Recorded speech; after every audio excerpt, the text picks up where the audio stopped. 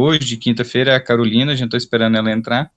Enquanto ela não entra, eu vou levando aqui, sabe? Eu já estou aqui, Eric. Eu sou pontual, mas estou deixando você organizar hoje. Como é que você entra caladinha e não manifesta Esperando nada? você falar mal dela também, Eric. Não, mas eu fui falar mal dela e ela entrou e já estava aí escondida para saber o que é. Não tô. Eu só estou caladinha te escutando para aprender. Minha filha, é o seguinte, agora embala o Matheus que o filho é teu. Eu? Não, já tenho 3, agora eu tenho até um caçulinho. Não, eu tô falando, o trabalho de quinta-feira é seu, então pronto. Hola, buenas noches. Buenas noches, Natália. Natália. Buenas noches. Muy bien, seja muito bem-vinda. Gracias. Carol. Graças, Natália. Aí tem o Rômulo, aí tem mais um outro palestrante, não é? Para a próxima quinta? Sim, próxima quinta vai ser a Suzana, ela vai continuar com o estudo, vai fazer o capítulo 7, né? Porque hoje o 8 é do Rômulo, ela vai fazer o capítulo 7. Então, aí nós já terminamos o nosso livro aqui, que é o Manual das Reuniões Mediúnicas, né? E aí a gente já precisa ver um outro livro, né, para a gente continuar os nossos estudos. Você já tem algum em mente nessa parte de mediunidade ou doutrinação? Não, mas, Érica, eu estava pensando naquele livro, Herdeiros do Novo Mundo. Você acha que é viável, que é interessante para o nosso grupo? Eu já li esse livro, quem me emprestou foi o Jorge. Ele é um livro bom para se ler, mas para estudo, eu acho que... Para estudo, não. Eu acho que é legal da gente estudar. O Rômulo, às vezes, pode até indicar algum também, mas é tipo assim, Aconteceu na Casa Espírita, que é legal, Loucura e Obsessão, aquele que a gente estudou nas Fronteiras da Loucura também. Pega uns top assim, então, que aí fica assim uma dinâmica difícil, boa para a gente entender. Eu vou pegar uns aqui, Eric, dá um minutinho só para eu buscar uns aqui, que eu tenho que às vezes serve como sugestão, uns que a gente já usou nos nossos grupos aqui, por exemplo, para estudo, que foram muito bons. Isso. Vou buscar aqui, só um minutinho que eu pego e já volto. Em Rômulo, o foco nosso é doutrinação e mediunidade. Beleza, vou buscar uns aqui que tem relação direta com isso aí, só um minutinho. Você falou desobsessão do André Luiz? Peraí que ele foi lá buscar, aguenta aí. Eu tô com Natália, esse aqui. Também. Sim, deixa ele voltar que ele mostra. Só falar para Natália. Natália, como está? Bem.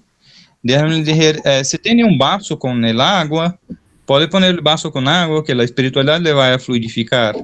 Então, se queira, pode pôr aí o voz de Gaetano, que a espiritualidade vai deixar uma medicina para todos nós aí. Se queira, pode...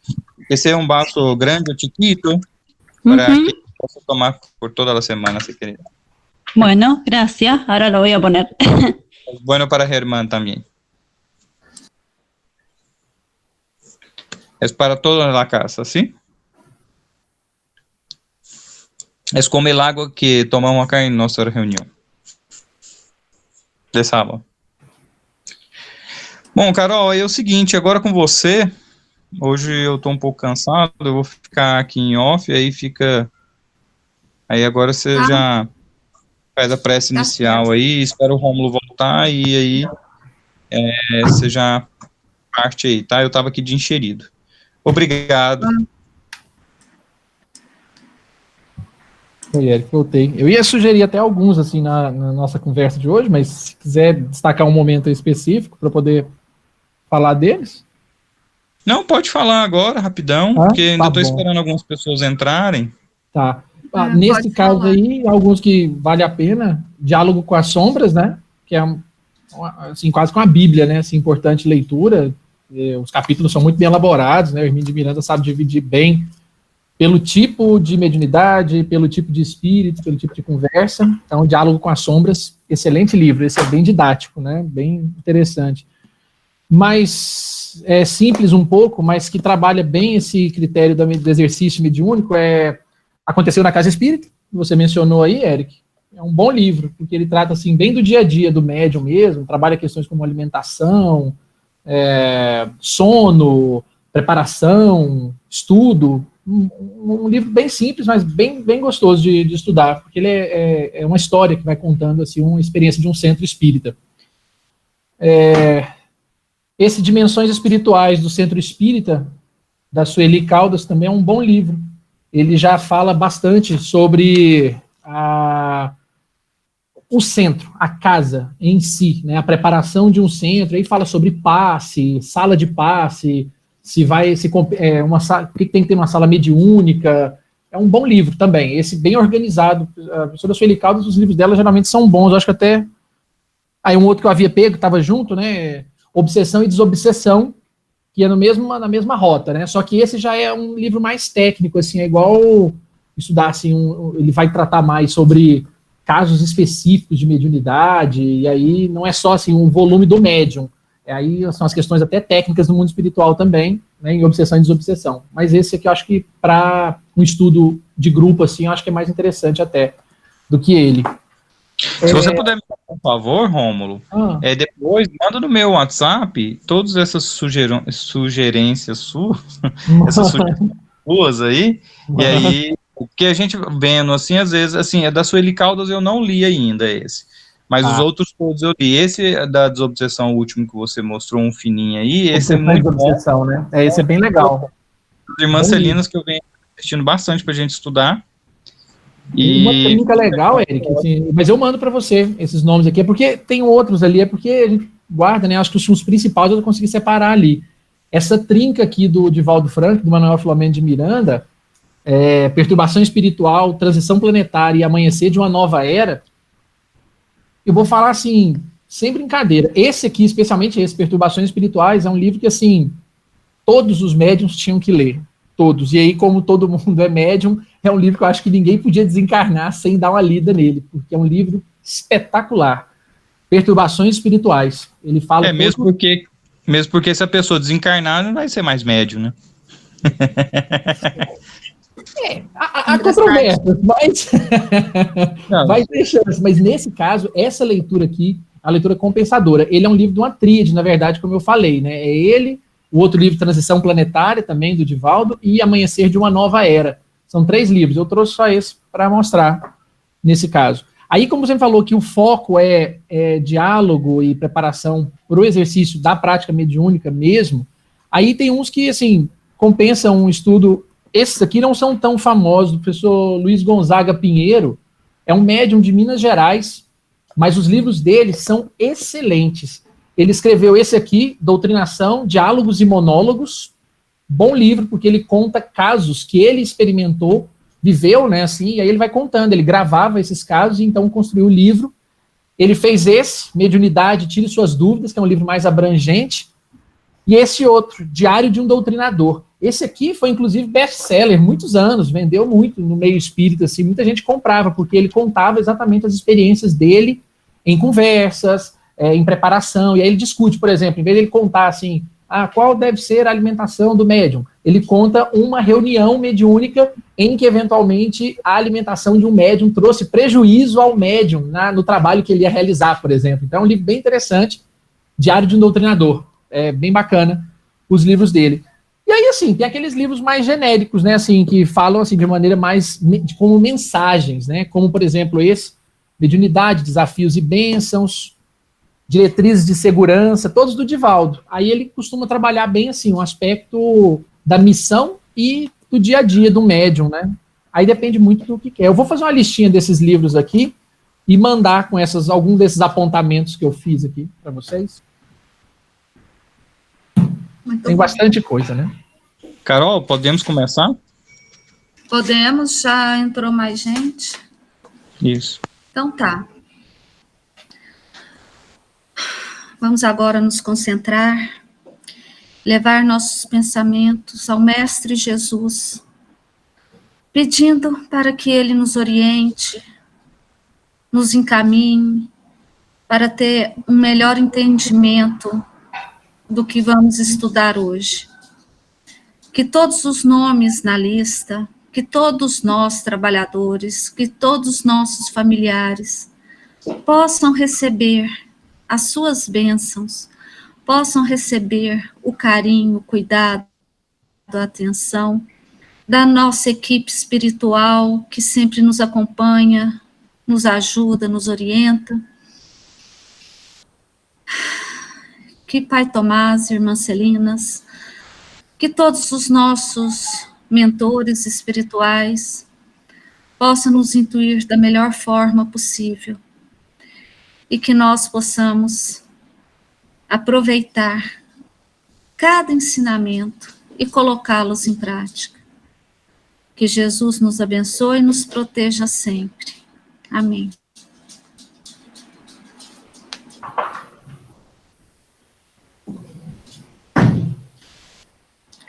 Bom, vou fazer a leitura do Evangelho só para iniciar. Aí depois, Rômulo, você pode começar, tá bom? Tá ok, obrigado.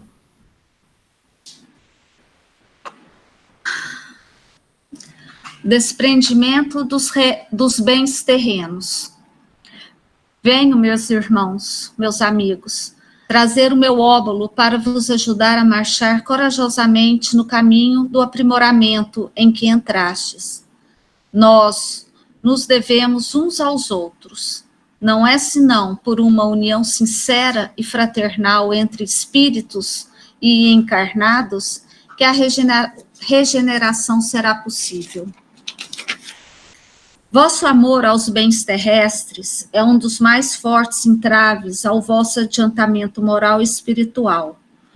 Por esse apego à posse, suprimis a vossa faculdades afetivas, em as transportando todas sobre as outras coisas materiais. Sede sinceros, a fortuna dá uma felicidade sem mácula? Quando vossos cofres estão cheios, não há sempre um vazio no coração? No fundo desse cesto de flores, não há sempre um réptil escondido? Compreendo que o homem, que por um trabalho assíduo e honrado ganhou a fortuna, experimente uma satisfação, de resto bem justa. Mas dessa satisfação muito natural e que Deus aprova, há um apego que absorve todos os outros sentimentos e paralisa os impulsos do coração. A distância. Tanta distância quanto da avareza sórdida à prodigalidade exagerada. Dois vícios entre os quais colocou Deus a caridade, santa e salutar virtude que ensina ao rico a dar sem ostentação, para que o pobre receba sem baixeza. Que assim seja.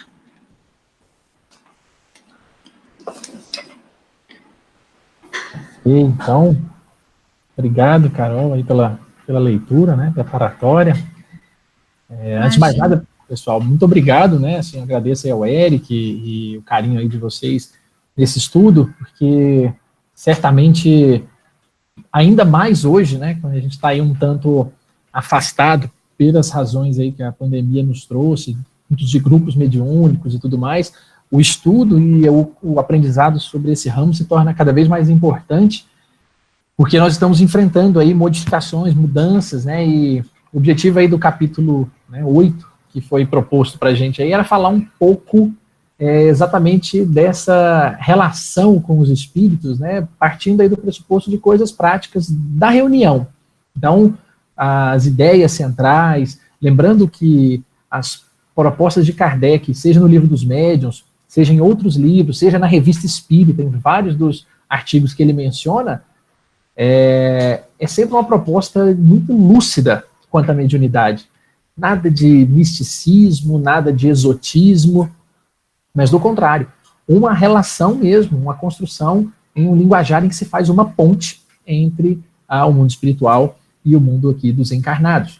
Obviamente aqui a gente vê por experiências, né, até brincando com a fala que o Eric mencionou aí agora, né, a gente percebe que nos livros, principalmente de André Luiz, há uma manutenção, uma continuidade, tanto antes de encarnarmos, numa preparação no mundo espiritual, quando encarnamos, e depois que desencarnamos, a proposta mediúnica, ela se dá entre, obviamente, espíritos de maior elevação e a condição mediana ou ainda muito materializada dos recém-desencarnados, por exemplo, aqui entre nós.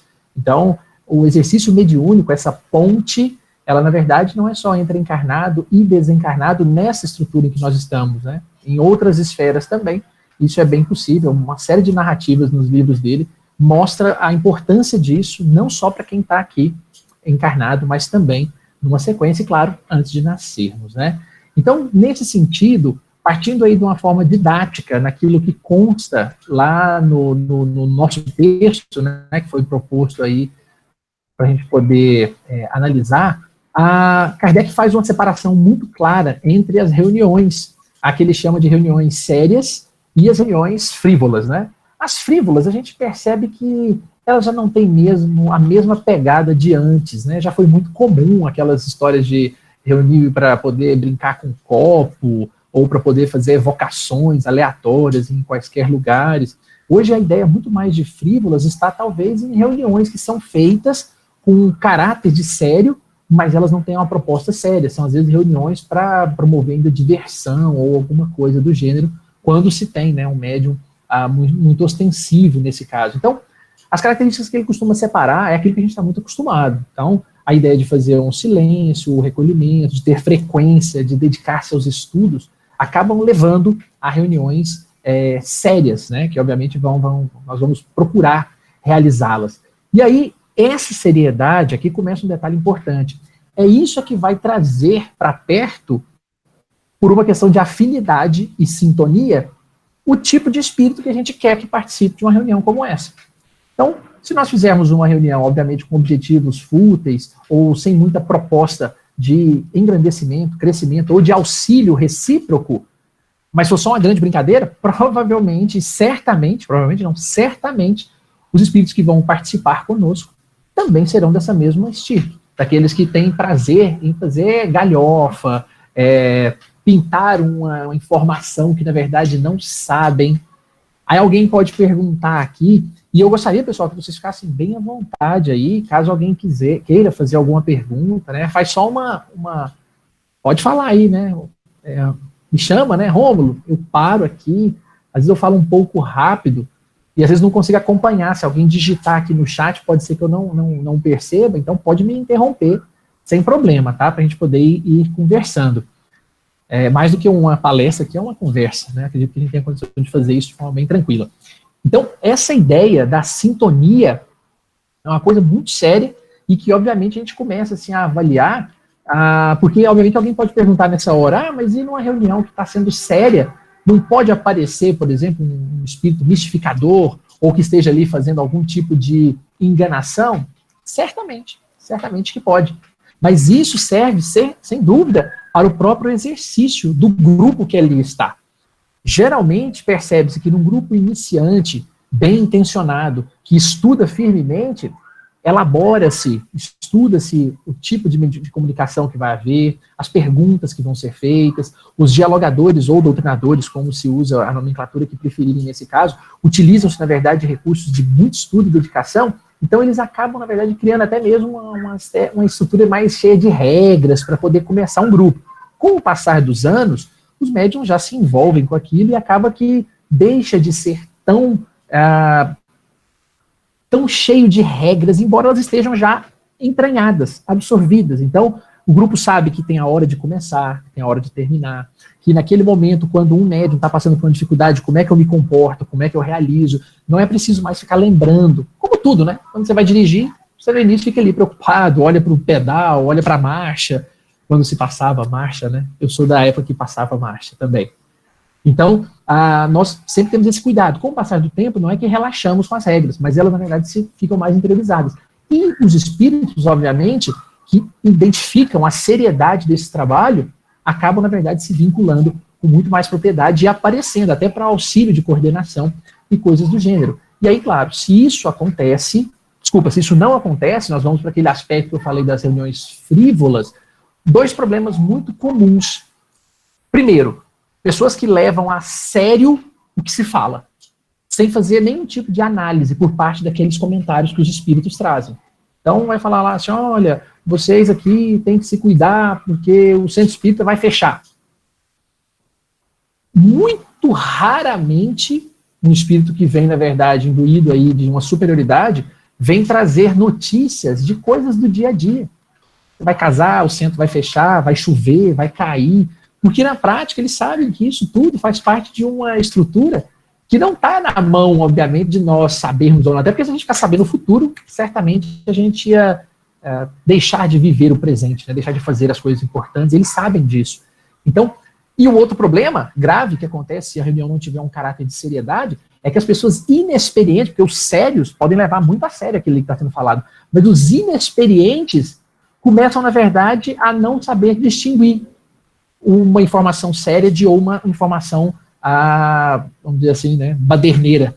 Então, quando isso acontece, a gente acaba, na verdade, causando um prejuízo. E aí é a hora que a gente sai falando, comentando, fazendo, assim, comentários sobre a mediunidade que são absurdos, mas que a gente ouviu lá, né? Então, se eu ouvir na reunião mediúnica, é porque aquilo é sério, aquilo é de verdade.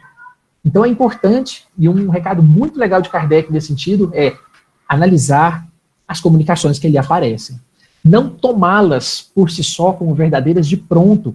E isso é a chamada fé raciocinada. Esse é um trabalho bem elaborado que vai fazer, inclusive, que os espíritos superiores, ou em melhor condição, possam vir em nosso socorro. Porque eles preferem, como diz Erasto, né, no Livro dos Médiuns, um dos espíritos que mais colaborou com Kardec na codificação do Livro dos Médiuns, Erasto fala aquela realidade, né, que é melhor rejeitar mesmo, sem comunicações falsas, né, a pegar, na verdade, uma só falsa como verdade. Então, é melhor você, assim, perder aquelas comunicações, falar assim, olha, eu fiz um critério aqui, a gente avaliou e viu que essa mensagem que realmente ela não pode passar. É melhor você rechaçar, uma informação às vezes até verdadeira, sem verdadeira, do que pegar uma falsa, porque ela pode comprometer todo o restante. Então, um cuidado que a gente tem que ter com isso não é negar tudo que está sendo falado, mas raciocinar. Na prática, que a gente vê das reuniões aí que já estão em andamento, dificilmente vai vir assim, a gente logo percebe quando há ali um tipo de comunicação diferente. Mas é importante que a gente avalie uma a uma, né? Não há nenhum receio dos espíritos em que nós o questionemos, né? Basta ver espíritos que, na verdade, aqui encarnados diante de Jesus o questionaram e ele, né, disse em várias ocasiões, jamais vi tamanha fé, quer dizer, mostrando que a dúvida, aquela questão de buscar o melhor raciocínio, ela precisa ser realmente levada em consideração. Um critério legal que está no nosso texto lá também, importante a ser avaliado, é a questão da frequência.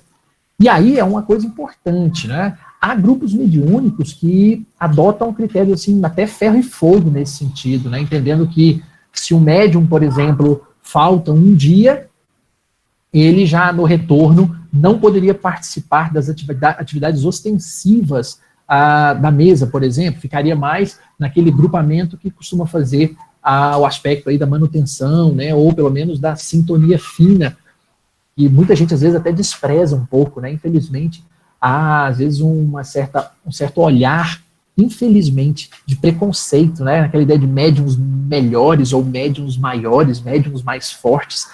No fundo, se nós pararmos para pensar, no livro Nos Domínios da Mediunidade, André Luiz mostra, eu me esqueci o nome da personagem lá, que ela é, na verdade, uma chamada médium de sustentação. Ela não tem uma mediunidade ostensiva, psicográfica ou psicofônica, nenhuma delas.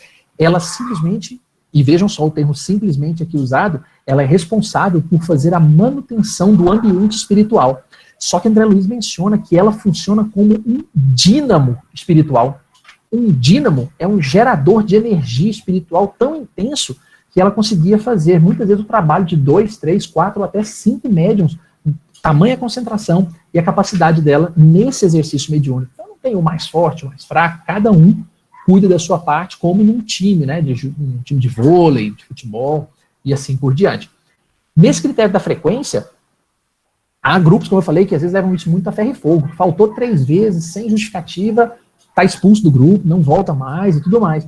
Agora, há grupos que aderem a esse formato, porque muitas vezes já são grupos que trabalham em caráter muito específico, como, por exemplo, grupos que trabalham aí com correntes magnéticas, ou que fazem, por exemplo, trabalhos de desobsessão já há muitos anos. Geralmente são grupos muito pequenos, com 8, 9 pessoas, no máximo, não passa disso nem pensar, porque acabaram adotando isso. Então, é um grupamento muito fechado e muito forte no que faz. Então, quando um elo desse se desprende, até o grupo inteiro ressente a dificuldade. Por isso criam, na verdade, normas que funcionam desse jeito. Em outros grupamentos que já são mais comuns, não é tão a ferro e fogo. Agora, uma coisa se sabe, grupo mediúnico todo dia não dá certo, porque grupo mediúnico todos os dias, você participar de vários grupos, ou no mesmo grupo todos os dias, há um cansaço, há um desânimo. A gente não consegue fazer as coisas que a gente gosta do dia. Você fala assim, todo dia você está de férias, todo dia você vai para o cinema, todo dia você vai comer pizza. Por melhor que seja, a gente não vai querer todo dia. Então, o exercício precisa ser realmente bem elaborado, né? A gente percebe aí que uma vez por semana, ou até, obviamente, aí 2 vezes por semana, a depender do caso, da condição, é o máximo. Mas o mais importante é treinar para ela, né? A gente fala que treino é treino, jogo é jogo, mas é sempre importante, e aí no texto fica bem claro isso, né? Quando ele destaca a importância do estudo e da preparação para isso. Não tem uma estrutura, uma regra hoje, né? Antigamente falava-se que um curso mediúnico, por exemplo, preventivo, antes de você começar a exercer, você tinha que fazer, por exemplo, 2 anos, 3 anos de prática em estudo mediúnico para depois passar a frequentar. Isso já se relativizou um tanto, bastante até, em razão aí das mudanças, do acesso às informações, da forma como nós estudamos, mas de toda maneira, a ideia de preparar-se, ela é fundamental. E a gente vê nos textos de Kardec, nesse e em outros tantos, né, a questão de você ter o perigo de você engrenar no exercício mediúnico sem essa preparação prévia, sem o estudo que envolve, por exemplo, como eu vejo vocês, né, estudando, nós todos estudando aqui esses livros e nos preparando, ainda que seja concomitante, a entrada de cara, vamos dizer assim, no grande jogo de uma mesa, numa prática mediúnica, pode trazer alguns inconvenientes. Se a gente pegar, por exemplo, vamos pegar mudando um pouco da figura, se a gente for pegar aí um esporte, por exemplo, eu pego lá um recém-convocado para a seleção de vôlei, e o time vai para a final, e ele vai e entra, tem que entrar. Claro que ele vai dar o seu melhor, vai fazer tudo, mas qualquer engano, qualquer erro, ou qualquer circunstância ali que o incomode, pode ser decisivo até mesmo para sua cabeça. Imaginem isso num exercício que envolve espiritualidade, psicologia, toda a psique humana, na verdade, envolvida com isso. Então, há um risco da pessoa sair dali muito vaidosa, porque deu muito certo.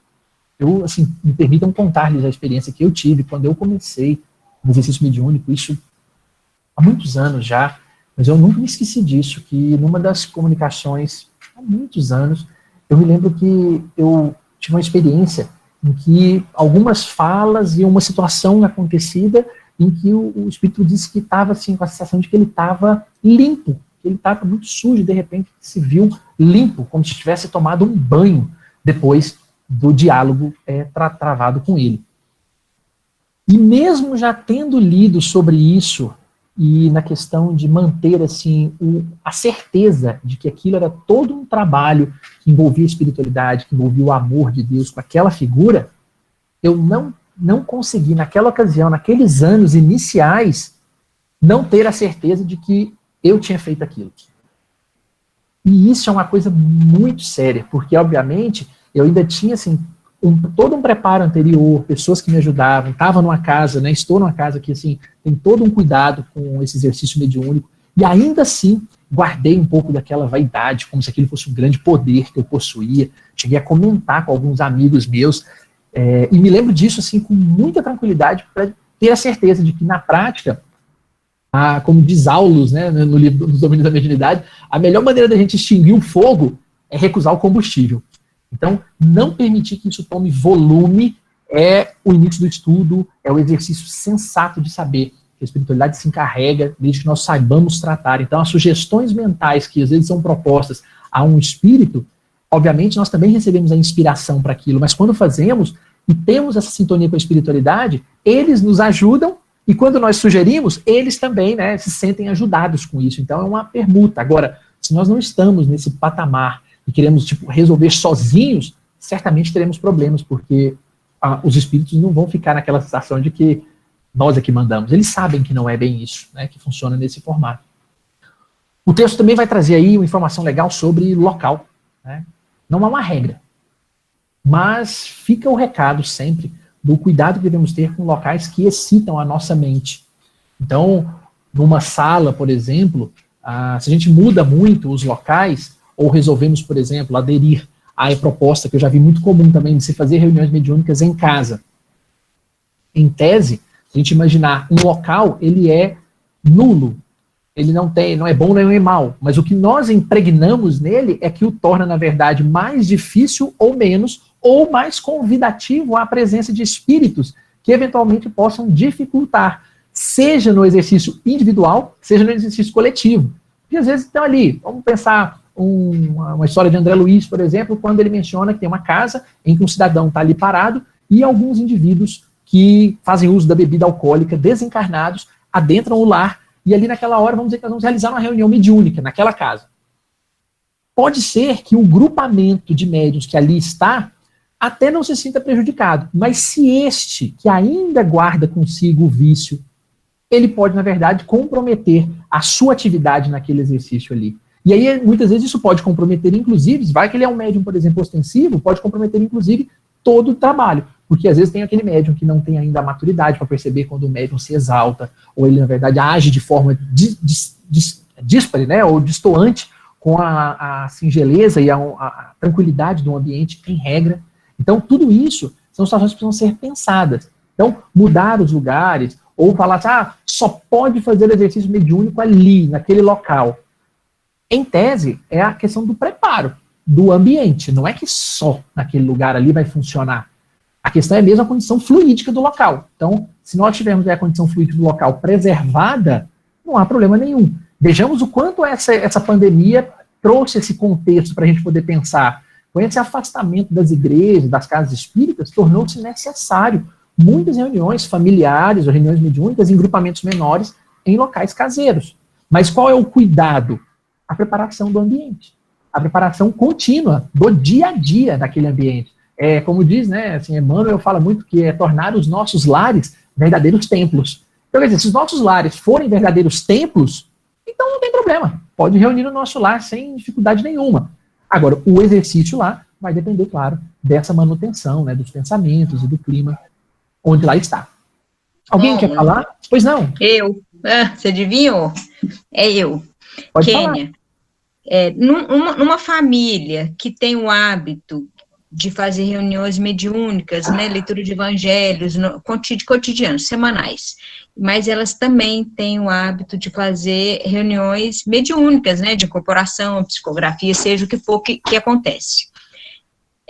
Como você explicou, isso pode atrapalhar, pode haver alguma, né, bagunças. Que não aconteça no momento, na época atual, mas futuramente isso pode acontecer, né? O risco aí, Kênia, é exatamente aquilo que eu comentei. Às vezes há um início com uma perspectiva muito boa. Acontece, às vezes tem uma mensagem, por exemplo, que o grupo, na verdade, se reúne, então tem um médium ali, que às vezes traz uma mensagem que a gente, a primeira vez que escuta, fala, poxa, foi uma mensagem assim, boa, uma mensagem de ânimo, de paz, e às vezes até foi mesmo. Aí, numa segunda vez, vem de novo uma mensagem, falando que, com estímulo, com ânimo. Numa terceira, corre-se, por exemplo, muitas vezes o risco de já falar assim, olha, vamos fazer isso e tal, porque eu sou o mentor aqui da casa de vocês, e aí pronto. Aí nós começamos a ter, na verdade, uma situação em que aquele exercício que eu falei da análise inicial, porque se nós convidarmos aqui, qualquer um de nós aqui agora, se a gente fechasse os olhos, não soubesse quem está falando, e eu pedisse para cada um assim, olha, agora eu vou escolher, então vamos lá, Kênia, você agora vai ser a primeira a falar umas palavras de amor, de mudança, de bem-estar para as pessoas. Todo mundo fecha os olhos e vai só escutar você falando. É bem provável que você vai trazer assim, uma série de informações sobre o amor, sobre paz, na sua maneira de ver. Mas você concorda comigo que todos nós temos uma maneira limitada, imperfeita de ver, e que isso não pode ser, na verdade, considerado a grande verdade para toda a humanidade. É uma opinião. Então, se nós começarmos a construir isso, o risco que há, se não houver esse estudo, e aí quando há esse estudo, esse debruçar sobre essas questões, o grupamento tende a não seguir fazendo reuniões como essa, a não ser, repito, na Revista Espírita, Kardec menciona lá, salvo engano, 2 ou 3 famílias no grupo, nas nas várias, né, nos vários anos da revista, ele menciona 2 ou 3 famílias que vivem num ambiente espiritual tão espetacular. Eles conversam, assim, entre eles, sobre vida, sobre desencarne, sobre as coisas do espírito. Eles não falam sobre novelas, sobre filme, sobre coisas do dia a dia. É uma família que, assim, faz isso. Então, naquele caso, ele menciona que, inclusive, eles faziam reuniões entre eles. Era como se eles era natural. A mediunidade, inclusive, para 2 dos filhos, era assim, ele estava conversando, falava, mãe, ó, o tio tá aí sentado com a gente na mesa do jantar. Então, quer dizer, essas situações são muito atípicas, porque eles preparavam e sabiam do quão importante eram esses cuidados para casa, e aí o faziam. Mas veja que isso é para lá de uma exceção, né, ao que a gente tem hoje de normal. Tanto é, assim, concluindo esse questionamento, que no mesmo texto ali, quando a gente vai falar sobre a questão das evocações, ele mostra o quanto é importante, né? O Kardec fala do quanto é importante você fazer evocações para exatamente barrar aqueles brincalhões que entram e falam de qualquer maneira, né? E que querem falar de todo jeito e tudo mais. Então, as evocações, elas terminam sendo úteis. E as evocações nós fazemos em reuniões. Você vai falar, nossa, eu nunca evoquei um espírito qualquer. Mas às vezes nós evocamos, né? Eu vi a Carol mencionando aqui a presença de um livro, né? Vocês têm aí uma lista com o nome de pessoas. Então, quando nós lembramos, por exemplo, né, que alguém está doente, ou sabemos que alguém está em um processo obsessivo, ou algo do gênero, quando nós pedimos para que venha até o grupo aqueles que estão envolvidos, pronto, estamos evocando esse grupamento. Isso é tão importante que se nós o fizermos, na verdade, disso um hábito, um ambiente não estruturado, de 2 uma. O recado até, inclusive, Divaldo traz naquele livro que eu mostrei para vocês, né, das diretrizes básicas. Ou ele não vem, porque ele não se afiniza com aquele ambiente ali, ou não acredita que aquele ambiente pode ser útil, de jeito nenhum, ou vem alguém no lugar dele e se faz passar. E aí, pronto. Aí é onde a gente arruma uma confusão, porque a gente começa, na verdade, a mistificar uma situação, tendo certeza que porque foi evocado. Então, um ambiente melhor preparado e estruturado, ele evita essas coisas, porque, obviamente, os espíritos superiores vão fazer. Eu já tive a oportunidade de participar de reuniões, em que, às vezes, no meio do diálogo, um dos médiums chegou e falou assim, olha, não é do jeito que ele está falando. E, na mesma hora, o espírito que estava cheio de boas, falando de uma maneira muito singela, dá uma gargalhada e fala, né, droga, me pegaram. Então, quer dizer, até nesse sentido, há uma perspectiva de um amparo, coisa que talvez num ambiente não preparado não vá ser percebido. Né? Em Rômulo. Oi, Érico, desculpa, pode falar, eu estou ouvindo, tem um áudio aberto, pode falar. Três coisas para falar, assim, que você tocou, que foi muito interessante. A primeira é o seguinte, não sei se você sabe a história do grupo aí, Irmãs Celinas, mas o Irmãs Celinas... Não conheço. Você já foi algumas vezes, né? Uhum. Começou assim, é uma casa espírita que a gente frequentava, e aí a casa espírita sentiu a necessidade de fazer um desenvolvimento mediúnico. E eu me propus, então, a orientar esse grupo mediúnico. E depois de 2 anos, os médios já estavam prontos, e os médiuns antigos da casa ficaram enciumados, e simplesmente fechou o grupo mediúnico, e pôs todo mundo na rua de um dia para o outro. E aí, o que eu ia fazer com esse tanto de médium na minha mão, médium desequilibrado, médium que via espírito em casa, que incorporava no culto, era aquele rolo. O que a gente fez? Começou a reunir um na casa do outro, e fazendo as reuniões mediúnicas, até que nós conseguimos um lugar que a gente alugou, e depois a gente mudou para esse outro lugar, onde você conhece, ali perto do Amor e Caridade, né? Uhum. Muito bem. Aqui na Argentina acontecia algo similar. A gente começou aqui, o pessoal aqui, havia pessoas que, médios extremamente desenvolvidos, mas com a mediunidade super desequilibrada, e veio a tal da quarentena, em que foi proibido, a gente tinha até olhado um lugar para alugar, e foi proibido reuniões em público aqui da cadeia. Aqui você se reuniu com mais de 10 pessoas, é cadeia. Uhum. O lockdown aqui foi muito diferente do Brasil e de qualquer outra parte do mundo. Então teve toque de recolher às 7h30 da noite, ninguém podia pisar na rua. E aí passamos a nos reunir ia fazer o desenvolvimento mediúnico na minha casa, porque não tinha outro lugar para fazer. E as pessoas desesperadas, né? Então tinha pessoas que eu já tive que sair da minha casa, aqui numa quarentena, escondido, para ir na casa da pessoa, porque a pessoa estava incorporada dentro da casa dela, da própria casa. Então, hoje, nós atravessamos um momento muito atípico disso, cara, muito mesmo, que, às vezes, não está dando tempo de estudar, de se aperfeiçoar de forma tal, mas o que a gente procura fazer é minimizar.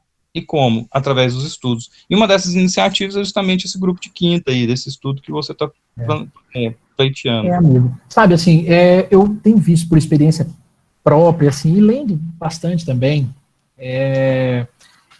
há uma etapa para que o médium, na verdade, aquela etapa, vamos dizer assim, ideal, que é essa, que você chega na casa, participa de um estudo, frequenta uma reunião doutrinária, uma reunião do Evangelho, participa de reuniões, toma um passe, bebe uma água fluidificada, vai participando disso e, de repente, você está num grupo mediúnico, vai fazendo um exercício e tal, você, de repente, você está com anos de exercício naquele formato.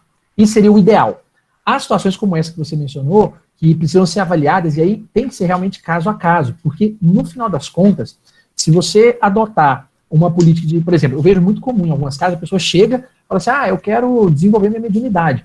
E aí, nós já jogamos num grupo mediúnico que, às vezes, já está em curso. Isso acontece em várias casas. O grande problema é o tempo dessa pessoa, na verdade, entender aquilo para não cair naqueles problemas que nós falávamos no início. Seja, por exemplo, ter uma visão errônea do que está ali, de que tudo que acontece ali é uma verdade absoluta, porque vem da parte dos espíritos, ou, do contrário, abandonar. Porque o que eu vejo, assim, também em grande volume, é que a pessoa, às vezes, chega, mas ela tem, assim, já tão pronta a ideia do que é a verdade a respeito de mediunidade, do exercício, do desenvolvimento, que quando ela se depara com algo que não é aquilo que ela esperava, ela acaba abandonando. E, às vezes, nesse caso, mais do que o desenvolvimento, como é uma faculdade orgânica, inclusive, a mediunidade, é aquela questão assim, eu, por exemplo, eu uso as minhas mãos para escrever, para digitar, para abrir uma geladeira, para fazer as coisas do dia a dia. Mas se eu pego, por exemplo, um massoterapeuta, ele usa essa habilidade manual dele para coisas muito específicas. Ele sabe fazer aquilo de maneira muito específica. A mediunidade, se a gente for pensar, do mesmo jeito. Um médium, que, como todos nós somos médiums, todos nós usamos as mãos para poder abrir uma geladeira, pegar uma coisa, fazer isso, fazer aquilo, ou seja, é um uso comum. O médium comum, esse que às vezes tem uma inspiração, que às vezes vê alguma coisa diferente, que tem um sonho, que visualiza alguma coisa, né, ou que até eventualmente, né, assim, sente firmemente a presença de alguém. Essa é a mediunidade comum do dia a dia que todo mundo acaba exercendo, crendo ou não nela. Agora, há uma mediunidade muito específica. O que diferencia o massoterapeuta de mim, por exemplo, ou de você? É o exercício, é o treino, é o estudo a respeito daquilo que o preparou para aquela condição. Se eu falasse assim, o massoterapeuta, pegar um cara na rua, Rômulo, vem cá você, faz aqui uma terapia, né, de massagem com uma pessoa. Eu não faço. Eu vou fazer uma massagem lá, que é a massagem comum, que eu aprendi no dia a dia. Mas a massagem terapêutica, ou seja, a mediunidade, essa que efetivamente é esse intercâmbio bem elaborado, bem construído, dificilmente você vai ver alguém que é jogado lá e vai funcionar a pleno vapor. Porque, como eu disse, há dois perigos aí. Ou do excesso, de entender que, obviamente, já é um médium por excelência e cair, às vezes, muitas vezes, em mistificações, ou, do contrário, abandonar, porque a mediunidade exige dedicação, estudo, abrir mão de uma série de coisas, na verdade, que são importantes. Então, se eu antes me deleitava, gostava, por exemplo, antes de ir para a reunião mediúnica, adorava ver um filme de terror, para poder, assim, eu gostava aquilo era envolvente, né, eu gostava, toda quarta-feira assistia um filme de terror, agora eu vou para a reunião mediúnica, não quero abrir mão, quero continuar assistindo um filme de terror. Há um perigo, na verdade, aí, no excitar da mente do que você leva para a reunião mediúnica. Esses livros que falam, Bezerra de Menezes, eu esqueci o livro dele que trata sobre isso, que é um livro espetacular. O cara era muito voltado às questões da sensualidade, e aí ele vai para uma reunião mediúnica e para numa banca de revistas e visualiza ali a sessão de páginas pornográficas e vai para a reunião mediúnica. é um desastre, porque ele, naquele momento, já foi com a mente super, ultra excitada pelo mal que ele carregava consigo mesmo. Então, há uma série de cuidados que o médium vai fazer, em maior ou menor grau, e eu estou falando de cuidados com a mente, com o corpo, com os seus exercícios, com o que ele assiste, com o que ele fala, que vai tendo que ser incorporado. Então não é simplesmente sentar à mesa. Se o médium está passando por algum problema grave desses, assim, como você mencionou, de incorporação, e não consegue controlar e tudo mais, muitas vezes uma reunião, o seu ir à casa dele deve ter, com certeza, feito muito mais bem num passe, numa leitura do evangelho, do que uma reunião, um exercício mediúnico em si. Porque numa reunião mediúnica em si, corre-se o risco disso, desses dois extremos acontecerem e a gente não conseguir resgatar aquilo que é o principal, que é exatamente a disciplina, a coordenação. Porque ele não é um simples produtor de fenômeno, né? Médium não é isso. Médium é aquele médium, inclusive muito bonito naquele livro que eu mencionei para vocês, né, o Mediunidade, Desafios e Bênçãos. Aqui o Manuel Flamengo de Miranda usa uma expressão muito legal. Ele fala que médiums não são mesmo produtores de fenômenos, mas são representantes de Jesus.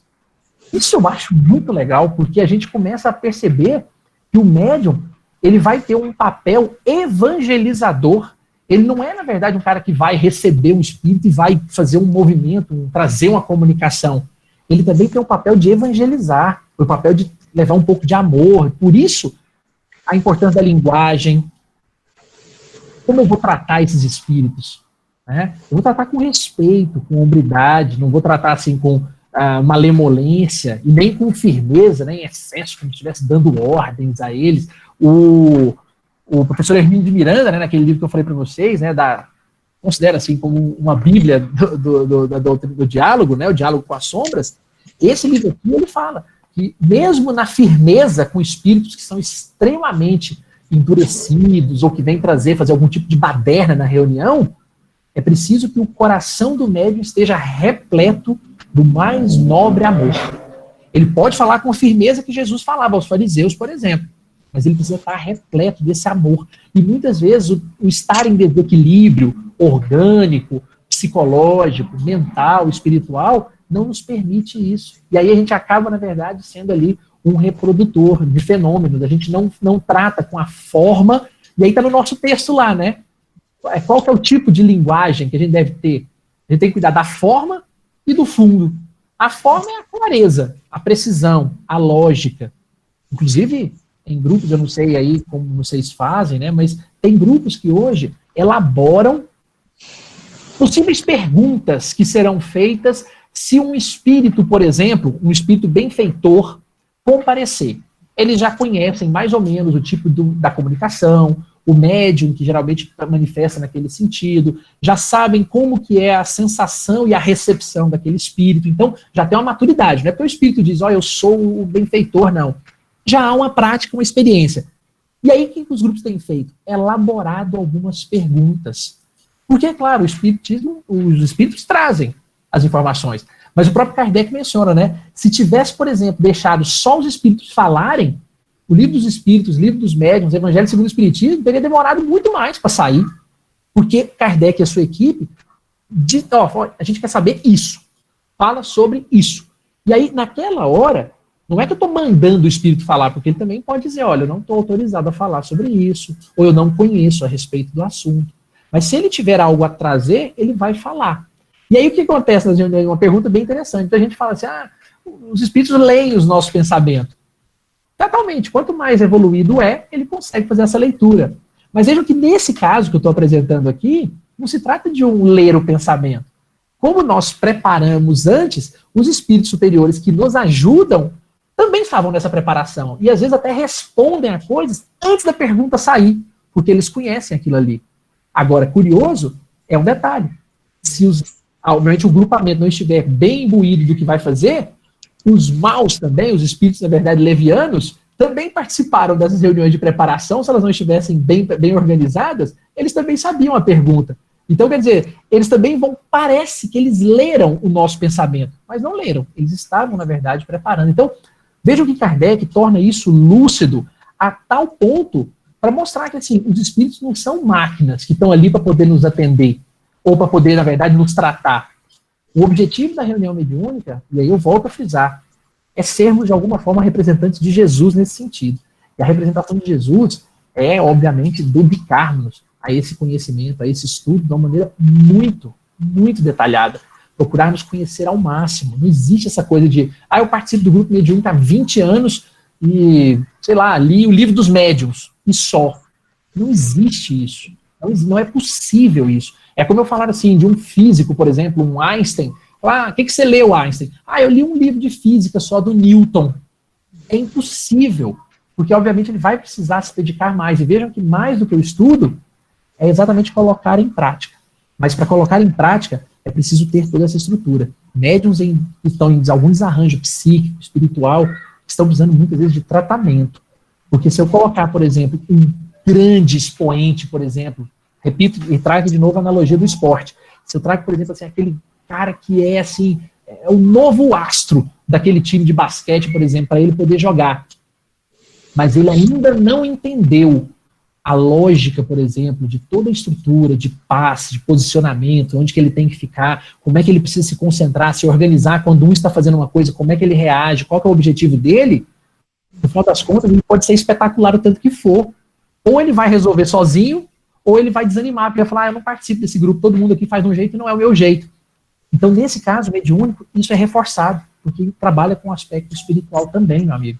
E aí é o convite que eu faço, né, assim, a cada um, sei que nosso tempo está encerrando, puxa vida, tem tanta coisa para ainda pensar, elaborar, mas no contexto do nosso livro, do nosso texto, né, que foi passado, há um resumo, meio que nesse sentido, né, a questão das evocações, do tempo da reunião, dessa disciplina que é criada. Uma coisa importante, para concluir aqui a minha fala, e deixar em aberto se alguém fizer alguma pergunta, é o quanto o exercício mediúnico antigamente tinha regras muito específicas. A gente vê, por exemplo, os livros, o próprio livro de André Luiz, né, que trata sobre a mediunidade, especificamente sobre a mediunidade, é um compêndio de regras. Então, tem que fazer isso, tem que fazer aquilo, tem que fazer isso, tem que fazer aquilo, o médium faz isso, o médium faz aquilo, tudo muito fechadinho. Eu me lembro que na década de 80, 90, você deve ter visto esse livro também, Eric, rodando muito aqui no Brasil, o Manual Prático do Espírita. Era um livrinho do Ney Prieto Pérez. Era um livro muito bacana, só que ele dizia o seguinte, para você aprender a perdoar, você tem que fazer isso, isso, isso. Para você aprender a ser, por exemplo, paciente, você tem que aprender a fazer, isso, isso, isso. Para você amar, você faz isso, isso, isso. Ou seja, é mais ou menos como esses livros, né? 7 formas de ser feliz, 7 maneiras de fazer alguma coisa, 15 formas de fazer isso aqui, 10. O que serve para um, não serve para outro. Então, no final das contas, é preciso hoje essa compreensão. Por isso, livros como o Livro dos Médiuns, por isso, livros como esses que a gente menciona aqui, eles pegam de uma maneira abrangente, para que a gente saiba aplicar dentro da nossa realidade, dessa realidade que você comentou aí, por exemplo, né? Preciso fazer reuniões na casa de alguém, ou eu preciso, na verdade, essa pessoa precisa de tratamento, ou ela precisa de uma mesa mediúnica, desenvolver mediúnico, na verdade. São questões como essa que a gente vai aos poucos aprendendo e aplicando na nossa realidade. Então, eu achei assim... Peraí, Kênia, só um pouquinho, agora eu te passo, só para concluir aqui. Então, é o seguinte, Romulo, eu achei muito interessante, por quê? Porque num determinado momento em que essas pessoas estavam com a sua mediunidade desequilibrada e participaram dos nossos estudos e houver algumas manifestações mediúnicas por parte dessa pessoa, com o tempo essa pessoa falou assim, Eric, eu não estou mais manifestando a mediunidade, o que está acontecendo? O que está acontecendo é que você equilibrou, e não precisa mais disso, né? Em caso, eu estou falando isso porque essas pessoas estão participando aqui da live, né? Sim. E é uma situação temporária até essa situação passar. E se isso não tivesse sido feito, teria gente aí suicidando, fazendo qualquer coisa, ou uma situação muito, muito difícil. Então, isso aí é uma questão de uma emergência mesmo, e que muitos que estão aqui me ouvindo sabem muito bem disso, veio tendo essas manifestações mediúnicas cada dia mais amenizadas, né, e chegou num ponto que principalmente simplesmente cessou. Há um desenvolvimento, assim, uma disciplina, né, meu amigo? É mais do que, na verdade, às vezes a pessoa veja, ou as pessoas equivocadamente usam o termo assim, fechou a mediunidade, né? Assim, ninguém fecha a mediunidade. É como eu falo assim, vou fechar meu tato, vou fechar minha visão, vou fechar minha... Não se fecha isso. Isso é, na verdade, uma condição que nós temos. Mas, obviamente, quanto mais disciplinado você começa, por exemplo, a enxergar coisas que você antes via, agora você não vê mais, porque você não quer ver, você conseguiu disciplinar isso. Você antes se dedicava a ouvir certas coisas porque você gostava de ouvir aquilo. Agora você não ouve mais, você meio que, entre aspas, fecha para aquelas informações e se concentra em outras. A mediunidade da mesma forma, à medida que você vai desenvolvendo, no sentido de discipliná-la, você também consegue fazer isso. Mas aí, aonde que entra a grande sacada?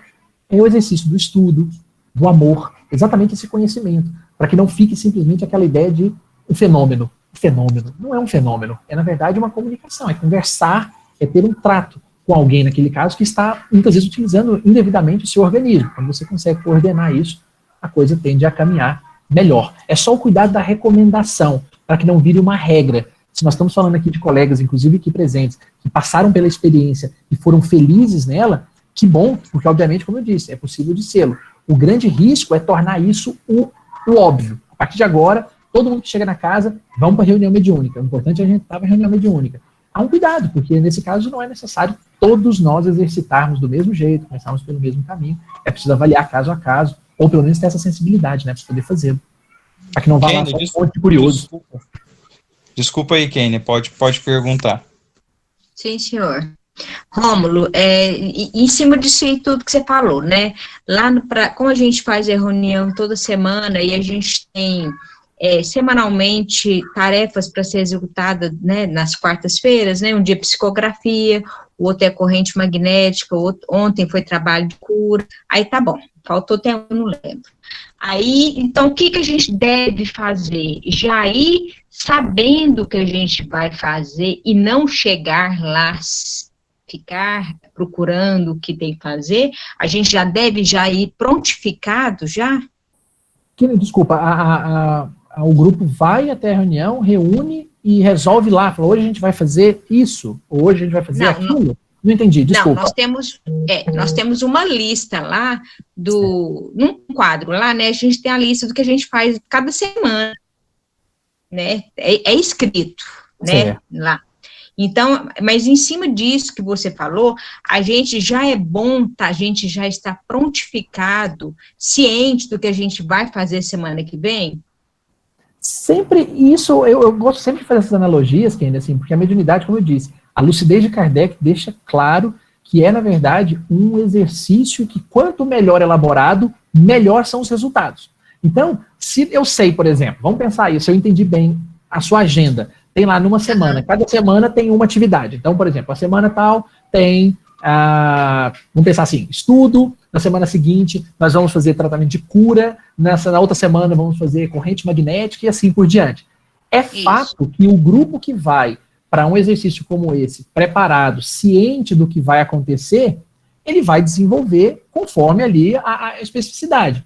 A grande questão é, um grupo, vamos pensar assim, ele sabe realizar uma atividade muito bem feita, porque ele se esmera nela constantemente naquilo que está fazendo.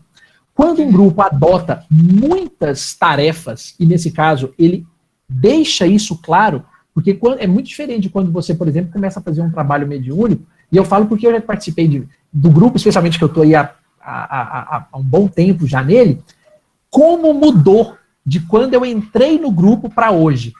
Antigamente, o Eric deve até ter notícia, deve se lembrar, na época o pessoal falava que era o grupo que trabalhava com os espíritos envolvidos com vício, drogas e coisas do gênero.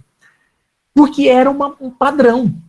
Todos os que se manifestavam estavam verdadeiramente ligados. O grupo foi criado à época para poder auxiliar esse tipo de situação. E aí veio por muitos anos mesmo, eu digo muitos anos, foram décadas, tendo esse tipo de comunicação. Depois de uma certa altura, começou a mudar. Começou a vir outro tipo de comunicação, outras formas, às vezes até muito mais endurecidas do que aquelas, mas mudou o formato. O fato é que hoje não é a mesma estrutura de antes. O que a gente foi identificando com isso? que a atual formação, que já está junta há mais de uma década, né, talvez quase 15 anos já juntos, essa atual formação amadureceu. Mas amadureceu numa proposta em que ela não diversificou. Era a mesma. Ela sempre fazia o mesmo trabalho. Funcionou bem? Funcionou bem demais. Há grupos que sabem diversificar. O cuidado aí é o óbvio. Se eu treino, por exemplo, 4 tipos de jogos, 4 tipos de formas diferentes de jogar uma partida, eu vou, na verdade, conhecer todas as 4. Mas a especialidade, aquele contexto em que eu estou ali massificando de 4, talvez eu não consiga se eu escolher uma e me dedicar para valer a ela todas as vezes. Mas veja que isso, na verdade, tem grupos com as suas características. Não vejo, assim, uma vantagem em dizer, olha, esse grupo é melhor porque ele trabalha, por exemplo, com 4 vertentes distintas. Tanto é que é muito comum você ver as pessoas falarem assim, eu vou procurar o grupo, por exemplo, da Quênia, porque lá eles têm tratamento. Eu vou procurar o grupo do Eric, porque lá eles fazem desobsessão. Eu vou procurar o grupo da Cássia, porque ela lá faz corrente magnética. Então, é aquela coisa da especificidade que vai dando uma condição melhor para que você possa realizar aquilo. Sem demérito. Se um grupo optar por fazê-lo, bacana que ele vá realizando. Mas veja, que como é um exercício, é como eu falei, né? Se eu sou, por exemplo, um excelente jogador de vôlei e sou um excelente jogador de futebol, eu particularmente não conheço um que seja excepcional jogador de vôlei e excepcional jogador de futebol, porque obviamente ele tem habilidades distintas que ele fez de tanto ele treinar naquilo, de tanto exercitar, ele acabou fazendo um formato diferente. Agora, pensemos num médium por excelência. Chico Xavier, por exemplo. Não vou nem falar de Jesus, porque aí já foge um pouco da estrutura que a gente está imaginando. Mas um médium por excelência como Chico Xavier é um médium que desenvolveu de tal maneira em existências pregressas e na atual, né, na última que ele teve aqui conosco, que você percebe ali uma habilidade de quem, entre aspas, joga vôlei, joga basquete, joga futebol bem demais. Mas veja a condição espiritual de amor, dedicação, de representação em nome de Jesus, de Chico Xavier, e a nossa, comum, por assim dizer. É um exercício que realmente ainda demanda muito esforço, muito empenho, esse amor infinito àqueles que estão ali comunicando conosco, que era o que Chico Xavier tinha. As pessoas colocavam, por exemplo, os vibriões, ovoides, que são estruturas, né, que a gente nem vamos mencionar aqui, mas que estão nesses grandes livros, para poder eles sentirem o amor de Chico Xavier. Olha que exercício mediúnico espetacular. Um ser desencarnado que não tem sequer forma física grudado nele para que ele pudesse fazer.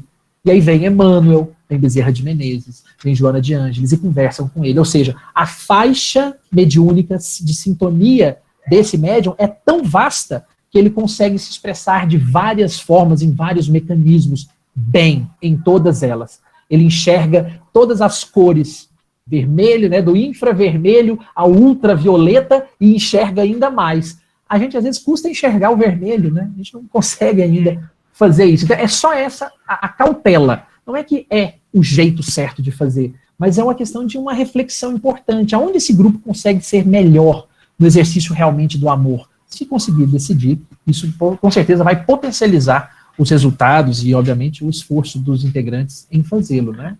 Tudo muito bem conversado. É porque em cima disso que você acabou de explanar, né, chegar lá no nosso grupo, seja um ou seja quantos forem, com uma pergunta, alguma dúvida, que abranja alguma coisa e que convoque todo mundo para falar a sua opinião, é muito bom. Isso a gente nunca fez. E a Rosana, no caso, já comentou para a gente fazer isso e a gente não deu ouvido.